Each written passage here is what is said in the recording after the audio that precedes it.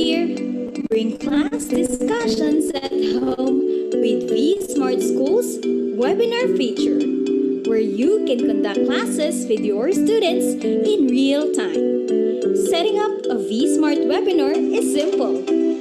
Simply log into your account, go to My Webinars, click Create, and enter your webinar details. Set your webinar to your lesson so your students can join as participants. You can finally start your class. The webinar feature also lets you chat with your students and share slide decks and other learning materials via share screen. Amazing, right? Get V-Smart School and launch your remote learning setup for your school today. Email marketing@vibalgroup.com for more details.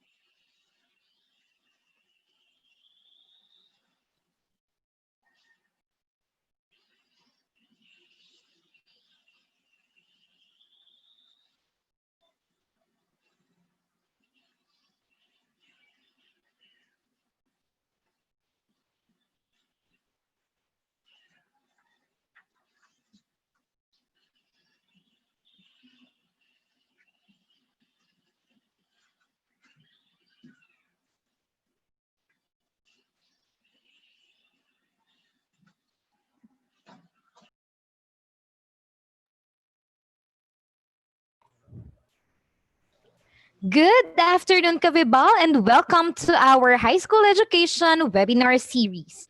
For today's discussion, our topic would be on brain-based learning strategies that foster higher order thinking skills. Before we begin, take note of the following reminders. Make sure you are registered to the webinar to have your e-certificate of participation. Visit certificate.vibalgroup.com to generate your proof of attendance. Place your questions on the comment box allotted during the session, and they will be addressed by our speaker later on. Share the video using hashtag LearnAs1PH as our official hashtag to our Vibal webinar. Experience learning, Kavibal. And now, to proceed with our session this afternoon, it is my pleasure to introduce to you our distinguished speaker. She graduated her college degree in the University of the Philippines, Baguio, and completed her academic requirements in the course BS Special Education in the University of the Philippines, Diliman campus. She completed her Master of Arts and her doctoral degree and all her academic requirements in the New Era University. She is one of the passers of the Career Executive Service Written Examination and currently a member of the SED Consultative Group of the Departments of Education Central. At present, she is a principal 4 in the San Francisco High School. Above all this, she is a loving wife and a mother of 3. Ladies and gentlemen, please welcome our speaker for this afternoon, Dr. Edna Banyaga. Good afternoon, everybody. Good afternoon, mga kabibal. It is once again a pleasure to be with you this afternoon. And I know most of you, if not all, are very excited. In fact, if there are teachers there around watching, I hope that you are all preparing for the very big battle on August 24. Some of our private school counterparts have started with their online classes. With the public schools, we will be starting on August 24. But I am definitely sure that all of you are preparing for the very big day. In fact, our session this afternoon, this webinar series of Vibal will help us identify and reboot and rethink the different brain-based learning strategies that will foster higher order thinking skills. And I hope you'll be with me for the next 1 hour and a half so that we will be able to refresh and be reminded of the different brain-based learning strategies. So what's the importance of higher order thinking skills? Can we show to the next slide, Kia?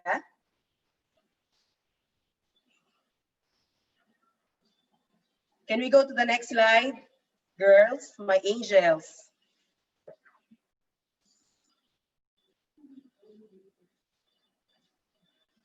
What happened? Okay, so all of us are, of course, our goal is to create a whole-rounded individual through, ito no, bagong-bago talaga. We are under the circumstances, we were forced to immediately adopt the 21st century classroom. And when we say 21st century classrooms, our learners are now in their homes so that they will be safe amid this pandemic.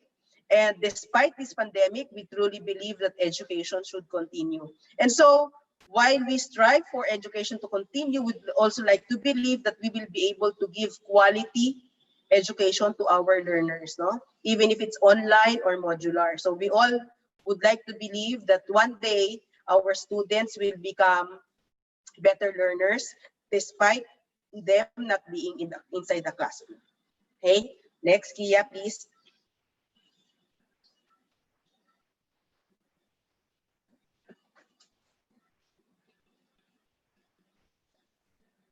So let's have a review of the inverted pyramid of the Bloom's taxonomy.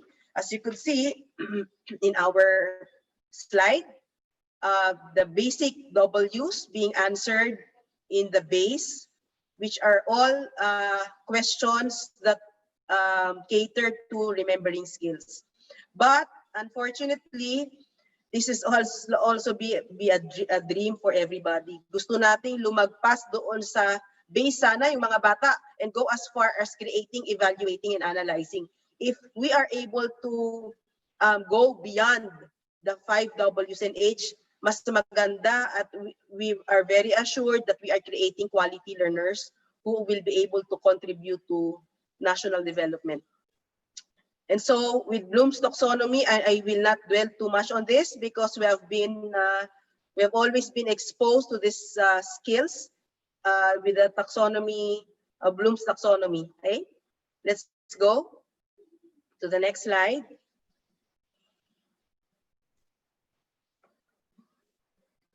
Okay.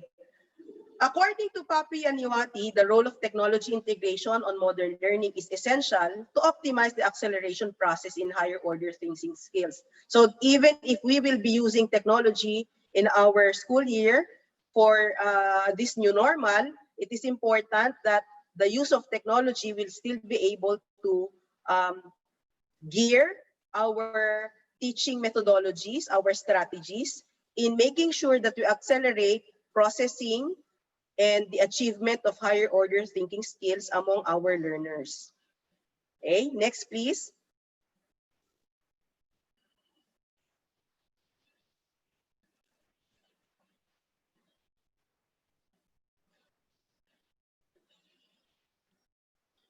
I think we have a problem with our net. Medyo may delay yata, no? Kasi makulimlim. Okay, so according to Smith and Darvas in 2017, traditional and online classroom settings equally empower students to work, think, and act independently when they progress through Bloom's taxonomy. So that means regardless of the delivery mode, we still have to make sure that online classroom settings is as equally important with the traditional classroom in delivering the education to our learners. Importante na magagamit pa rin ng mga bata kahit na hindi direktang pumapasok ang mga bata sa ating paaralan, they will still be able to process learning and they will still be able to achieve the higher order thinking skills. Okay. Next, please. So in the new normal, DepEd has come up with MELCs, or the most essential learning competencies. But still, the 4 C's, which have been emphasized to all of us, they are all still geared towards the achievement of the higher order thinking skills, namely creativity. What's the next C? Communication, collaboration, and critical thinking. These 4 C's encompass all the other skills that have been emphasized through the Bloom's taxonomy. So if our students can create, solve problems on their own without being told what to do, if they are able to collaborate with others, if they're able to decide and discern what's right and wrong, and be able to express whatever solutions that they have undertaken to the society, then we can say that we are able to achieve our goal in creating productive citizens of the country. Next, please. So let's go, because it's brain-based learning, let's go to the different parts of the brain. Looking at it, hindi naman tayo mga doktor, no? But it's important that we know that these different parts of the brain have different functions to perform. And all of these, when they encompass, all of them will be able to contribute to maximum learning. So that means, if you could see the central sulcus, it divides the brain into 2 parts, the frontal lobe and the parietal lobe. So yung parietal lobe, they're all, the parietal lobe is concerned with sensory. Okay? Siya yung tumatanggap ng mga information from the environment. And the frontal lobe is concerned with the processing, no? With the problem solving, emotions, cognitive, with cognition. So that means in order for learning to take effect, we have to be able to tap and maximize the different functions of the different parts of our human brain. Okay, next please. So according to Glossary Education of Reforms, brain-based learning talks about the teaching methods, lesson designs, and school programs that are based on the latest scientific research about how the brain learns, including factors such as neuroscience and cognitive development. So that means how we design, how we create, how we write lessons, we always think of how we will be able to tap and how we will be able to achieve maximum cognitive learning because we know how the brain functions. So in that case, we just don't make strategies and approaches in teaching just because we feel like it. It has to be our strategies and our activities should always be based on the latest scientific research, particularly on how the brain functions, or how the brain works, and how learning occurs, because they should be based on scientific research. Okay, next please. So according to Marie Swan, advanced teaching method should also aim to increase speed and efficiency of learning. So brain-based learning aims to make sure that the fastest way and the most efficient way of making sure that our students learn is by making use of strategies and activities that are brain-based. Okay, next please. And according to Sarah Heilman, the idea behind the concept is that learning is innate and linked to biological and chemical processes in the human brain. So that means if it's biological and chemical processes that we aim to maximize, if we will be assured that there is learning. Okay? Next, please. So how do we create effective e-learning through brain-based strategies? Let us see.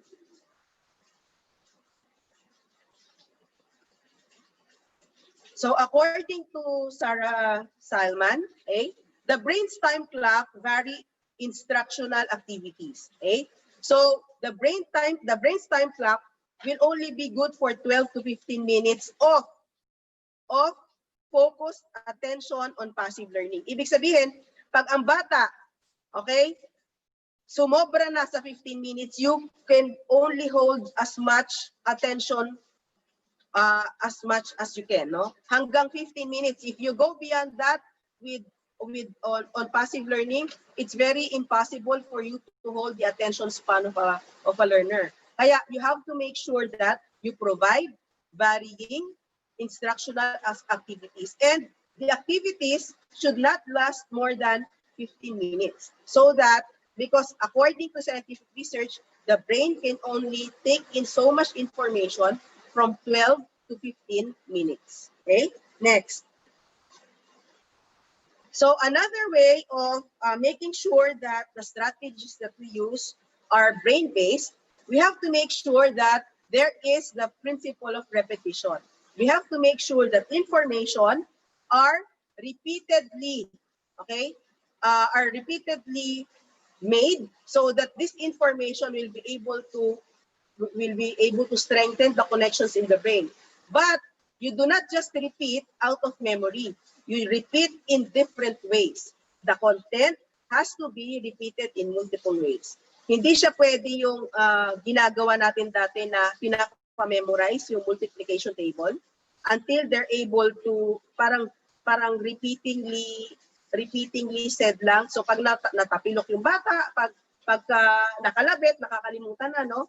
Repetition in this sense is that we make sure that the information, the pieces of information that we transfer to our learners are repeated in different ways, so that this information will be able to we will be able to draw connections. Okay, next please.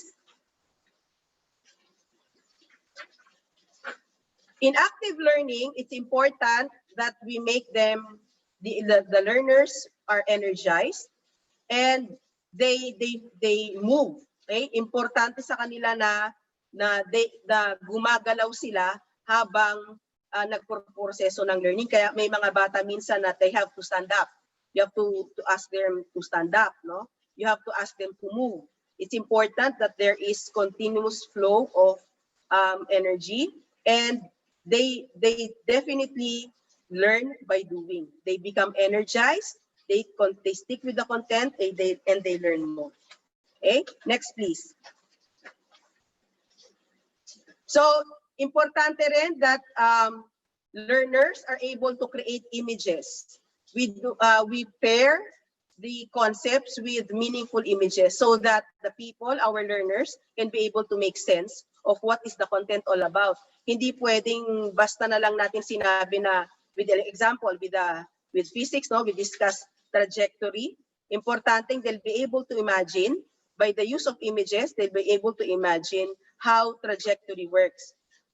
Because you are able to provide good, powerful images in your discussion. And it will definitely increase the possibilities that the learners will be able to remember your concepts. Okay? Next, please. And ito, no?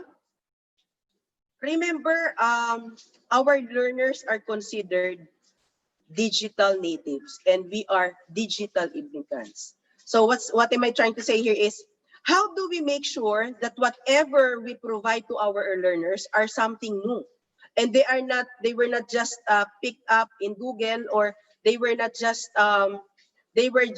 parang recap of everything that has been given to them. Remember, students appreciate whenever they are exposed to new experiences by games, by simulations, and this information, these pieces of information that you try to process to them are presented in new and meaningful ways, so that this unfamiliar context they will be able to immediately grasp this unfamiliar context. Okay, next please. Ito, look at the, you can always, if you can see, no, my presentation has always been colorful, because according to neuroscience, color is very important in learning. We activate a lot of sensory stimuli because we present colorful presentation. So color connects neural pathways, and people or learners, for this particular matter, learners immediately relate with colors more than verbal or textual cues alone. Okay, so importante na we give them presentations that are colorful, no? Okay, next. Then we'll go to automatic learning. Ang sinasabi dito sa brain-based learning strategies, automatic learning can be immediately, and these are incidental learning. Hindi lahat ng what we also provide to our learners are sometimes the information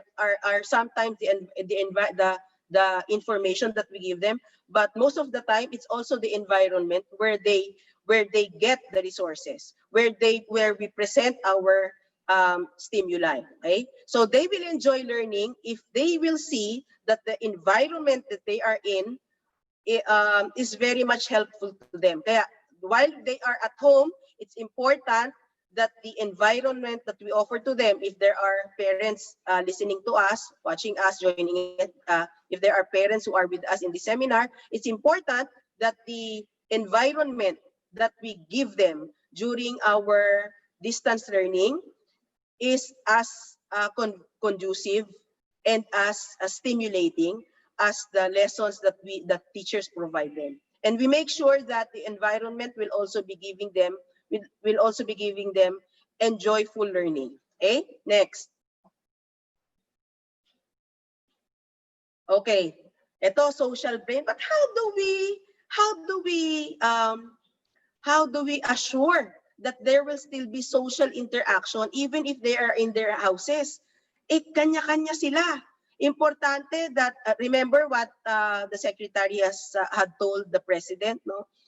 the children need human interaction. And with human interaction, we do not see the limitations of social media or the use of online education in social interaction. In fact, um, we just have to make sure as teachers that we provide them opportunities to interact with their classmates, even if they are in online learning delivery mode. We maximize the chat groups where they can converse, interact with their classmates. We give them the time to go to small groups. No? May mga features naman ng ating mga learning platforms so that our learners can go into smaller groups and discuss. But what's important is, what we would like to be emphasized here is, even if it's digital learning, even if the children individually stay in their homes, it's important that social interaction still continues. Okay? Because social interaction definitely increases comprehension and retention of new information. Ang ginagawa, I'll just share, yung anak ko, when she was being tutored in math, no, what she does is she shares. Whatever she learns, she shares it to her classmates. And therefore, during this sharing, there is repetition of the information that she got from her math tutor, while at the same time, there is transfer of learning because she's able to converse with her classmates. No, she's able to share, and with this, you are able to maximize. You are able to create opportunities for retention of new information. Okay, next, please. And you know what's important? The information or the learnings that our learners get from the teachers, there has to be emotions being attached to that. And they say, according to brain research, okay, eliciting emotions are important to assure learning. If emotions are tapped, if emotions are felt by our learners, if the learners feel that this information, these pieces of information are relevant to them, that they will be able to use them in problem solving. They will be able to use these pieces of information in making them solve problems, in making them participate, in making their presence felt. If they are able to express their emotions because of their learnings, then we will be able to assure that there will be learning among our learners. It's important. Sinasabi nila dito, di ba? If we elicit emotions among our learners in this transfer of information, it's pivotal. We are able to achieve their attention and perception. Okay? Next, please. And importantly also, for D, we develop thinking skills. What do we mean by developing thinking skills? We develop learners who are able to process information that are given them, even if they are not in the class. They are able to differentiate what is fact from opinion. They are able to make use of this information to solve problems. They are able to participate in the discussions, in important decisions to be made in the family. They're able to understand what's happening in the real world because we are able to develop their thinking skills. And because in brain-based learning, we are able to develop these thinking skills.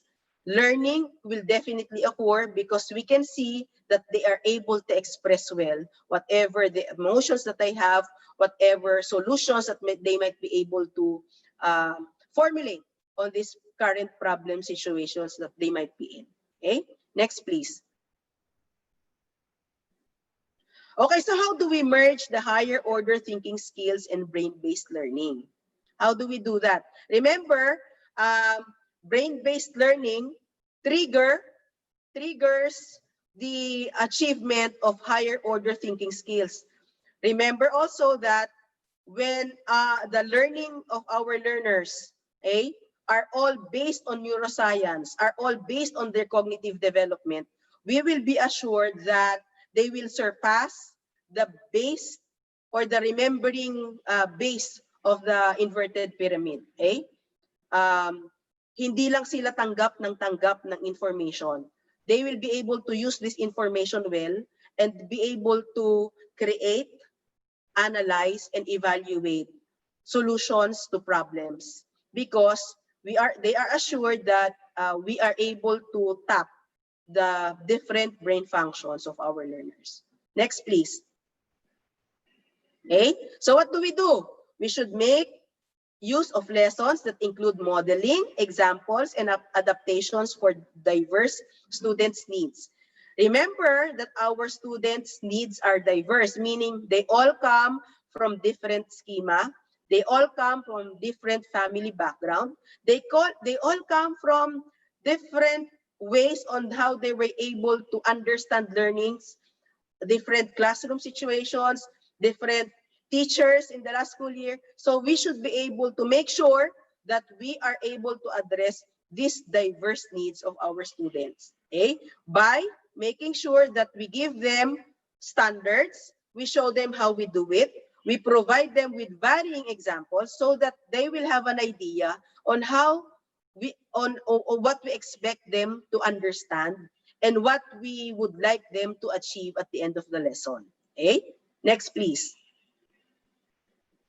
Another is HATS lessons should improve student attitudes about thinking tasks. So if we are able to improve, okay, student attitudes about thinking tasks, then definitely we are able to achieve the higher order thinking skills of our learners. It's important that they will have that change in attitude. It's important that our learners will be able to generate ideas on their own based on the learnings, based on the information, based on the lessons that they will be getting from our teachers. Okay?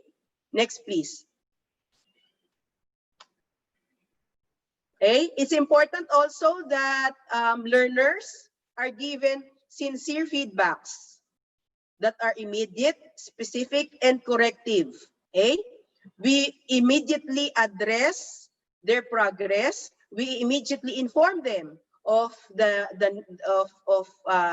their milestones. We immediately give them our opinions. No? Remember that our learners look forward in whatever opinions that we might have about their activities. So importante na we immediately correct if it's necessary. We give them praises. We give them specific feedbacks on their achievements as learners, so that they will know how far they have gone, how much they have learned, and how much more that they should be able to focus and achieve their learnings. Okay? Next, please. Now, remember that teacher-student generated questions about the problem should be immediately answered by teachers. No? Please make sure, teachers, that you make use of the chat buttons of your learning delivery mode to make sure that we immediately answer questions raised by our students. We open our channels of communications to them. I've always been telling this to our teachers. No, importante, you are able to make our learners feel and our parents feel that the communication is open, that they can ask you anytime. They can express their ideas. They can ask questions anytime, and we immediately deliver. We immediately give them the necessary attention that they would need, because this is where learning takes place. On the time, on the opportunities that they ask.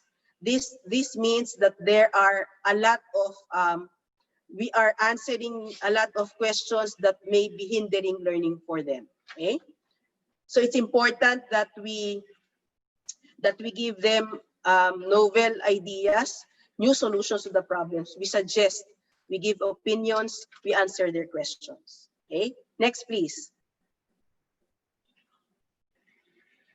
And direct instructions should be used sparingly. Bihirang-bihira na we give them directly what we expect them to do. It's important because we would like them to create their own solutions to the problems presented. It's important if we will be able to know if we are able to achieve the higher order thinking skills, if on their own they are able to make their own, provide their own solutions to the problems. They're able to express what they feel on how they should be addressing these concerns, and we minimize giving uh, our instructions to them. Mas maganda nga if we only give recommendations, but it's important that we only give recommendations if they ask. But definitely, as much as possible, we have to be very discreet. We have to minimize giving direct instructions. Okay, next. And useful learning strategies should include rehearsal, elaboration, organization, and metacognition. Remember in the first part of our discussion on repetition, meron kasing tatlo yan sa repetition, no? Sa repetition, there are different ways on how we memorize, no? On how we create memories. One, out of urgency. Minsan, no, pagka kailangan natin, we are able to memorize numbers. We memorize our PIN in our ATM because it's urgent. Okay? Then we are able to memorize because there's association. So I'll give you a list of numbers. I'll give you a list of numbers and I'll tell you to tell me these numbers. You will be able, it will be very difficult on your part, no? Unless these numbers are associated with you. But if we create meaningful information with this number, then you'll be able to memorize. That is why a part of your learning strategies should always include the rehearsals and the elaborations and the organizations of these ideas. You make sure that these learning strategies will cultivate practice. Hindi talaga nawawala yung cliche na practice makes perfect. But the practice should be in various forms, in multiple ways, so that the brain will be able to process this information. Remember, we have a saying that old habits die hard. And because old habits die hard, we have to make sure that we create meaningful information to our learners so that the brain will be able to process this information and retain this information to long-term memory. Okay, next. And remember, scaffolding helps a student hatch learning skills. So what's scaffolding? You go from basic to the complex. You make sure that the pieces of information that a learner has will provide better pieces of will provide a better and a stronger basis, a stronger base for other pieces of information. So we chunk knowledge into small bits so that they will be able to process this and we will be able to create scaffold of information. Okay? Remember sa scaffolding in a building construction, no? You have to make sure that the base of the scaffold is very strong. Otherwise, if you add some more levels on it, it will not hold strong. Okay? So it's important that we scaffold pieces of information in order for learners to achieve higher order thinking skills. Remember that the base of the Bloom's taxonomy, though it's the smallest, okay, but it should be it is seen as the base. So therefore, you have to make sure that the basic facts are important prior going to other higher levels of thinking skills. Okay, next. Okay, I'd like to share to you what we have made in San Francisco High School. We tried to create a horizontal map of our competencies for week 1. No? Ibig sabihin, we tried to make connections of the 8 subject areas using one major lessons, but the competencies of each subject area will be contributing to the development of understanding the concept. Kaya ito ay brain-based learning. There's repetition, but there's the repetition of the information, but the activities are varying. If you could see on the competencies, no? So week 1, there's English 10, Science 10, Math 10, Filipino 10, AP 10, and ESP 10. Nasa ibang slide yung MAPE at saka yung TLE. But the main springboard will be the discussion of plate tectonic theory. But in this case, if you could see in our slide, we made use of the lesson in science so that the competencies in English on the use of information from news reports will be emphasized also. So they will have to make use of news information about eruption, no? So ano ang what's the most recent news that we might have in the Philippines? Remember, your information has to be relevant to them, no? So what's the most recent news about volcanic eruption? Remember, volcanic eruption is an example of the plate tectonic theory. So because we are able to specify from the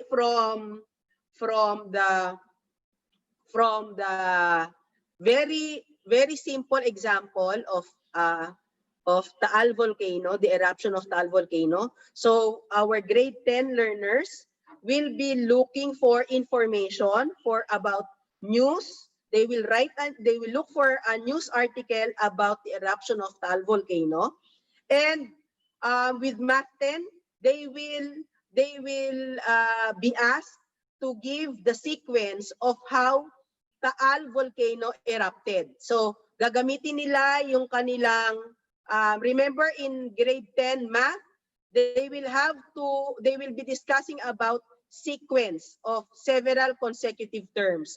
And the application to real life situations in Math 10 will be emphasized. These skills that they learned in Math 10, particularly on sequencing, will be emphasized, will be applied on real life situations when they are asked to, based from the learnings in their plate tectonic theory on how volcanoes erupt, and using a news article that they have read about the eruption of Taal volcano, they'll be able to sequence out how Taal volcano erupted. And in this way, also Filipino 10 and AP 10 and ESP 10 will be able to come up with activities that all pertain to eruption of Taal volcano.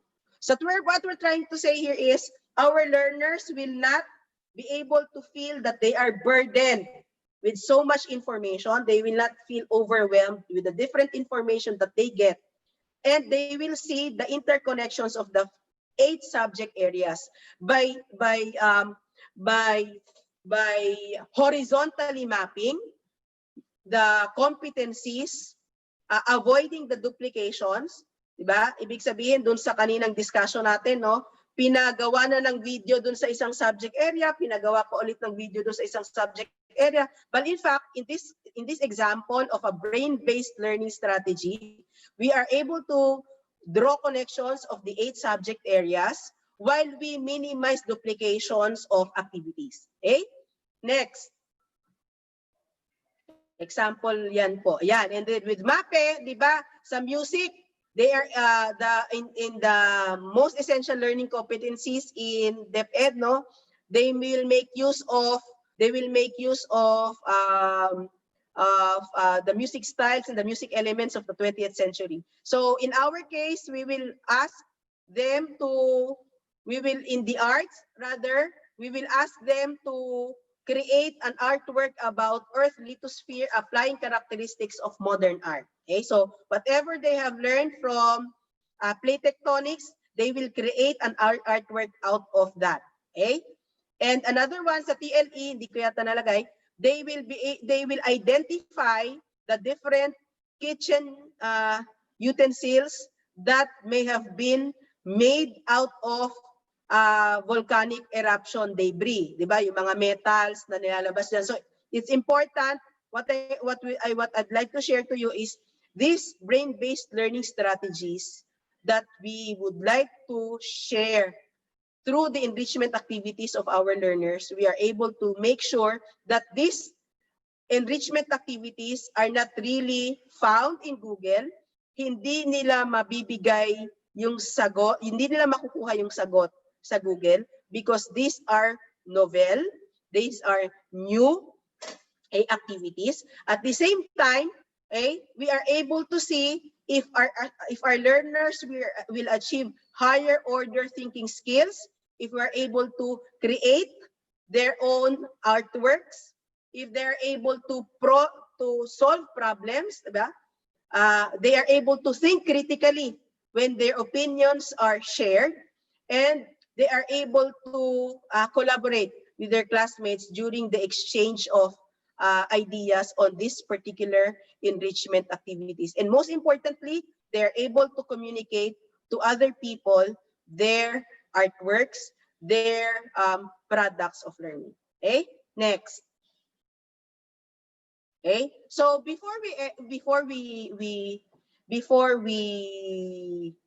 end, I'd like to share a few slides on a reflections of a teacher on how we make sure that we employ brain-based learning strategies. Okay, one, please ask ourselves, no? Pag gumagawa tayo ng lesson plans, should I make someone learn or should I create an environment that encourages learning? So, based from the discussion that we have this afternoon, do we make learners learn or we just help them learn? Okay? We cannot forcibly tell them what to learn, what to pick up, because according to brain-based research, okay, the brain can only process information that are given to them. But what happens inside the brain is entirely unique in an individual. So what we make sure as teachers is we provide environment that will cultivate learning.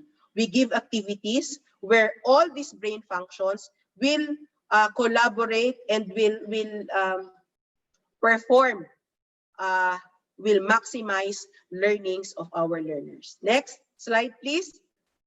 Another question that you have to ask yourself, do I give them a sense of autonomy? Have you given opportunities for your students to decide? Or you have put them inside the box?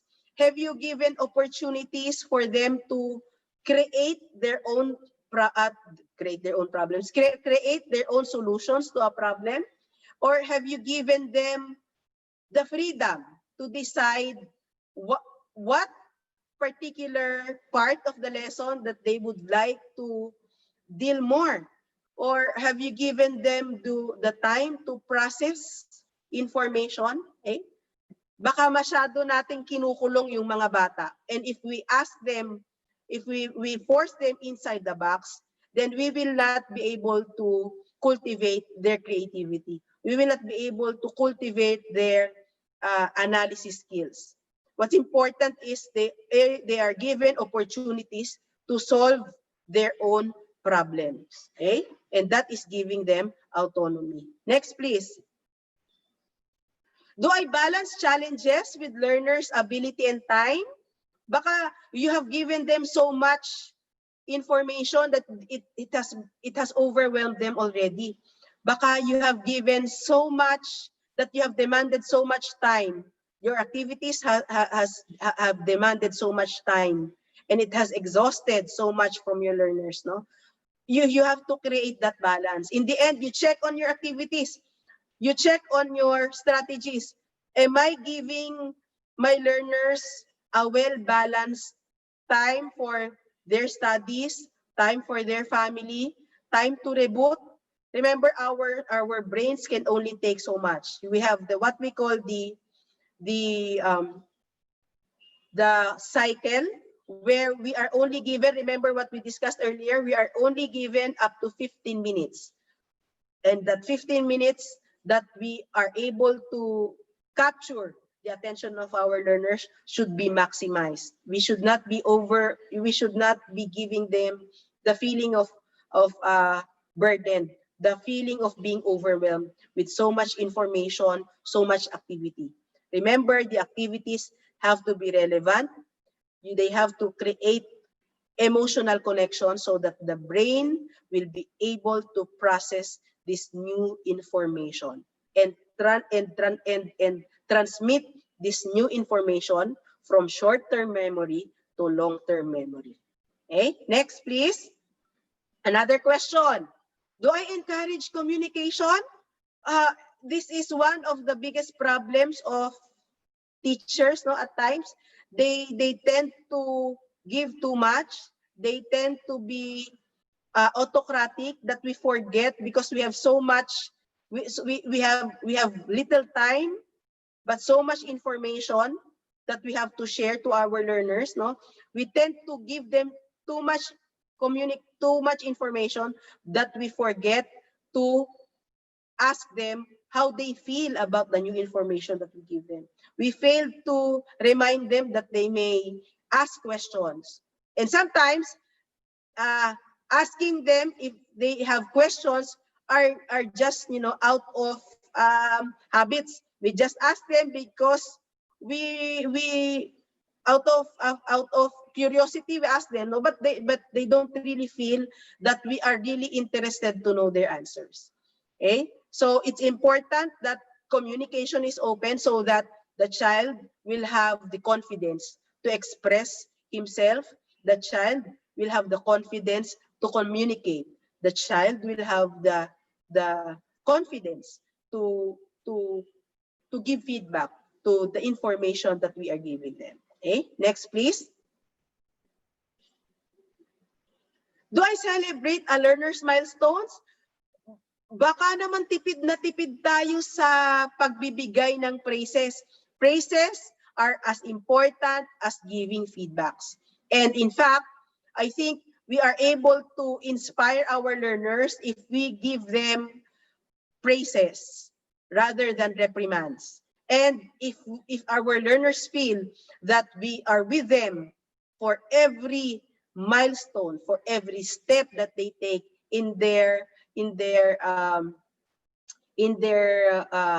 path going in their path to learning, then I think it's important that our learners will feel that we are with them. Okay, next please. And let me share the quote of the day before we end this webinar for today. We think too much about effective methods of teaching and not about effective methods of learning, by John Carlos of SJ. Okay? So, totoo yan, no? Sometimes we tend to give too much emphasis on how we should be teaching, and we forget to process how much learning will there possibly be. Okay? And with that, next slide. Thank you, everyone. Good afternoon. Do we have still time for questions, Kia?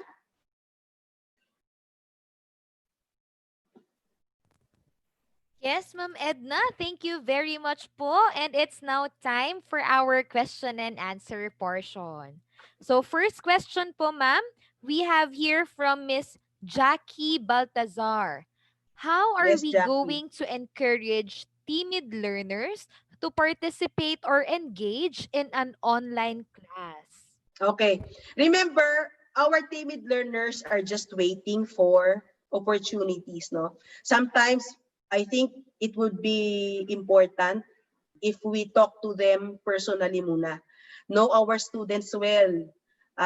They may not be able to be expressive when they are with their classmates, but I think they can express well if we give them our undivided attention. So, using our chat group, kumustahin natin sila, yung hindi muna nakikita ng mga kaklase nila, so that we pull them slowly out of their shell.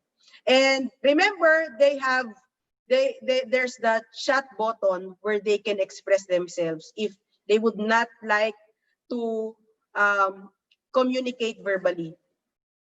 Minsan kasi may mga bata, and we also have to remember this, that nonverbal communication is also a communication of our learners. It's also a form. Nonverbal communication is also a form of how our learners communicate to us. So importante, we know each of our students. If they are timid, if they are shy, we give them opportunities on how they will be encouraged to go out. However, meron talaga mga batang ganon, and we have to respect that. We just have to make sure that our learners know that we value their sharing. We value also their opinion, no matter how shy they are.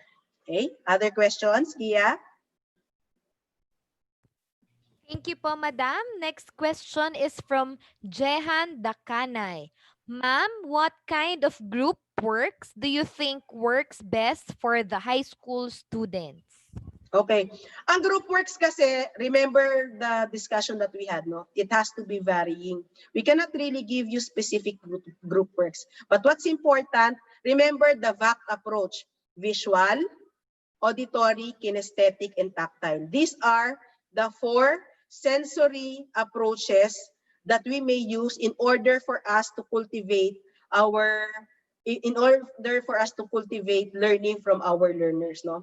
If these 4, basically 4 stimuli are encouraged among our learners, if these 4 sensory stimuli are given emphasis in our group activities, I think we'll be able to generate learnings from our students. Okay? Remember the 4: VACT, visual, auditory. Visual is what they see, auditory is what they hear, kinesthetic is how much movement, and tactile is when they touch it. Okay? These 4, sa reading importante yan. Sa math importante yan. When we discuss fractions, di ba? From concrete to abstract. You show them visually back. We show them that fractions are equal division of a whole. Okay? And auditory, nakikita nila, naririnig nila when you say this is 1/4. Okay? Kinesthetic is they feel, they move when they cut the apple into a half. Okay? Into halves. When they cut the apple into halves, nararamdaman nila yung paghati doon sa apple. And tactile, they are able to feel the difference between a half of an apple or a 1/4 of an apple. So VAC yun. Okay? And then when we create group strategy, group activities, even if it's pandemic, we make sure that the group that we will create are very much guided while we ask them to interact on small groups. Okay? Next, Kia. Okay po, ma'am. Then our next question po is from Miss Mary Grace Cito. Is it okay to add our students in social media for communication purposes? Yes, ma'am. However, I suggested my teachers in San Francisco High School, you create an account that specifically informs your students that you are there as a teacher. So that you are available to them because Facebook and other social media platforms are very important nowadays in communication. So it's important that they know that they can easily reach out with you making use of FB. However, para naman there's a distinction of your personal life and your professional life, I suggest that you create another account specifically only for your learners and for your parents. So, pwedeng dalawang account. Yun yung pinagagawa ko ngayon sa mga teachers sa San Francisco High School. Okay, next, Kia. I think we can answer other questions pa, no? Still have so much time. Yes po. Yes po, ma'am. Next question po is from Rain Ramos. What are the limitations of brain-based learning on an ODL mode of delivery? What brain-based learning is saying to us is all the strategies that we use, may it be traditional or may it be online or distance learning, what it's telling us is it has to make sure that we make use of the different functions of the brain in order for us to maximize learning. What limitations do we have in the use of our brain functions? Basically none. We just have to make sure that the strategies that we employ in the ODL are in fact new and cultivating and inspiring our learners. But basically, to ask us of the limitations, what's the limitation of a human brain is the limitation of ODL. So how you explore the possibilities of learning, making use of brain-based learning strategies is beyond. Okay? It's beyond. It's really our creativity in coming up with strategies, but making sure that the strategies are brain-based, meaning we make use of the different sensory motors of our students. We make use of their VAP, diba? We make use of their communication skills. We make them talk, we make them hear, we make them listen, we make them feel, and these are all important in making sure that the processing of the information that we give them through the different strategies are all processed, are all maximized, that all contribute to maximum learning. Okay po, ma'am. Then for our next question po, it is from Angelica Fortuna. How can teachers change the classroom environment to influence, for a while lang po, to influence the way their students learn, especially to a new normal setup? Okay, so one, it's important that we talk to our parents. We give them ideas on what's a conducive environment, what's a conducive home during an online class, what kind of environment contributes to maximum learning. And so with this, it's really important that we partner with our parents. No, I suggest that prior the opening of your class, you reach out to the parents and come up with a week of capacitating our parents, capacitating our parents on how they'll be able to assist our learners right in the comfort of their very homes. Importante yon, no? At kung ano the learners will tell us, let them tell us what kind of environment they would like to see when they are in an online class. Tanungin natin sila. They have to be able, we do not dictate them what kind of environment that they would like to have so that they will be inspired to learn, but rather, this is the time that we ask our learners, ano ba ang gusto mong itsura ng lugar kung saan ka mabilis matuto? Gusto mo bang may music? Gusto mo bang maraming pagkain sa harap mo? Gusto mo ba malinis?